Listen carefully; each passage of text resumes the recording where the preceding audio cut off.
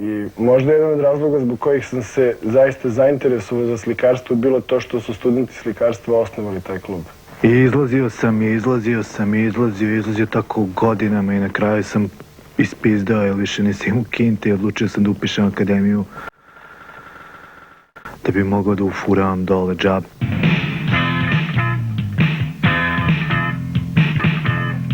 Dolazili su ljudi da uče, dolazili da vide, da pokupe pažnju. To je bila osnovna škola svih. Devojčica pre svega. Tako da postoji čak i posebna moda koja je na osnovu koje se ne poznavalo da li je devojčica ona devojčica koja ide na akademiju ili ne. Postao kao uniforma za akademiju, onda ti dođeš, sve spakuješ u neki mali torbičak, sve zavežeš, onako staviš mašnicu, onda odeš u WC na akademiju, obučeš se, presvučeš se, sve staviš u taj isti ranac i onda stalno ideš na dorađivanje, ono kao jedno oko, drugo oko, usta, korekcije lica i ostale gluposti.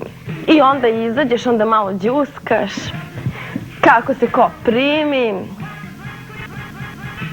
Nije bila neophodna šminka, svi smo bili jako prirodni tamo, tako da smo se polivali pivima, bili smo svi znojavi, mokri i padali po sećam se starog lubarde, koji je išao onako i kao sa šampanjcem nas i sve polivao.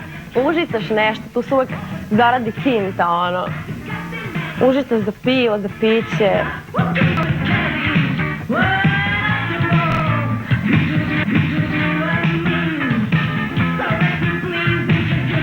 Ribe, šta čoveče,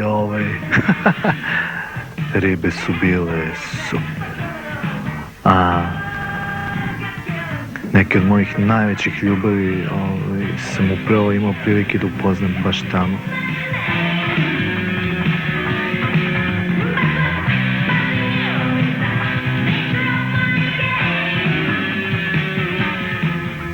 Bila dobra muzika, a ribe nisu bile neke, znaš, postoje grafit jedan na Banovom brdu, pa neću da kažem bezobrazno. Ja nisam bila jedna od onih riba koje su posle akademije završavale u susednim ulazima, na nekim elitnim gajbama, vozile se kolima. Ja sam, brate, išla tamo da užicam dobru kintu, da popijem par dobrih piva, da popušim par dobrih pljuga, da se zajebavam, iskačem, da mi sve u životu bude onako kao što sam uvek sanjala. I to je stvarno tamo najviše uspevalo. Posle toga mi se nikad nije desilo da sam otišla na tako neko mesto gdje sam mogla tako dobro da se provedem i s tako dobrim ljudima. Stvarali smo jednu od najboljih diskoteka na svetu tog trenutka. Znaš, mi smo kreirali sad. Više nesvesno, naravno, ali dobro se provedi za daski. Svako to već provedeno na tom mestu uvijek bilo samo parti do maksimuma, poenta, čega što više zabavanja, što više sranja, zabavanja, piva, duvanja, žena, muzike i svega, tuča.